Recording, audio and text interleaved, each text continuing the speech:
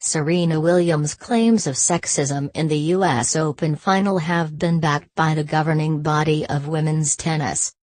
But a number of ex-players have backed Carlos Ramos, while a former leading umpire has stated he handled the match absolutely perfectly. WTA chief executive Steve Simon said that the level of tolerance shown to Williams during her outbursts on Saturday night would have been different had she been a man. The 36-year-old initially objected to being handed a code violation for coaching from the box, and things soon escalated during her defeat at Flushing Meadows. She was handed a penalty point for racket abuse and a game penalty for calling the umpire thief and demanding an apology. Serena then demanded tournament referee Brian Early come out during her meltdown on Arthur Ashe as she lost to Naomi Osaka. Williams has since been fined a total of $17,000, and $13,100, for code violations that included calling Ramos a liar and thief. Williams has been docked $10,000 for verbal abuse of chair umpire Ramos, $4,000 for being warned for coaching, and $3,000 for smashing her racket. She earned $1.85 million, and $1.43 meters, in prize money for reaching the final. In a statement released by the WTA, Simon said, "The WTA believes that there should be no difference in the standards of tolerance provided to the emotions expressed by men versus women. We do not believe that this was done last night." British former player Andrew Castle said Simon should be ashamed of his comments. The accusation of sexism, which was leveled by Serena Williams in her press conference after the women's final, needs to be backed up, he told BBC Radio 4's Today programme. Otherwise she could be accused of bringing the game into disrepute.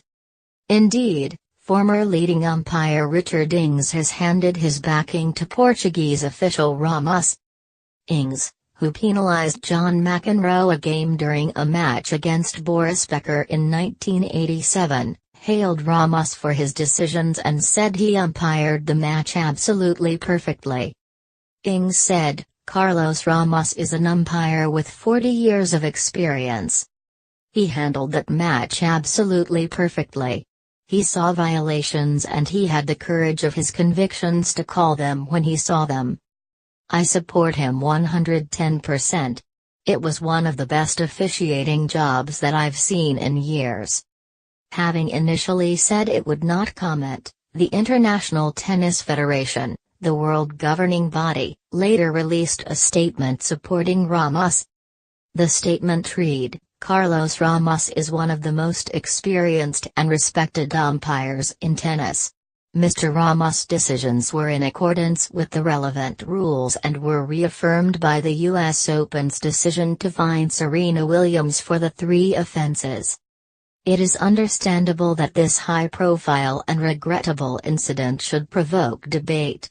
At the same time, it is important to remember that Mr. Ramos undertook his duties as an official according to the relevant rule book and acted at all times with professionalism and integrity."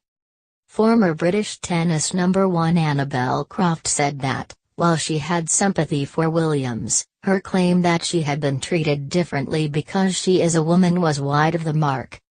"I definitely feel sympathy for her because I was actually commentating on the match and I witnessed the whole thing unfolding and it was incredibly dramatic," Croft told ITV's Good Morning Britain.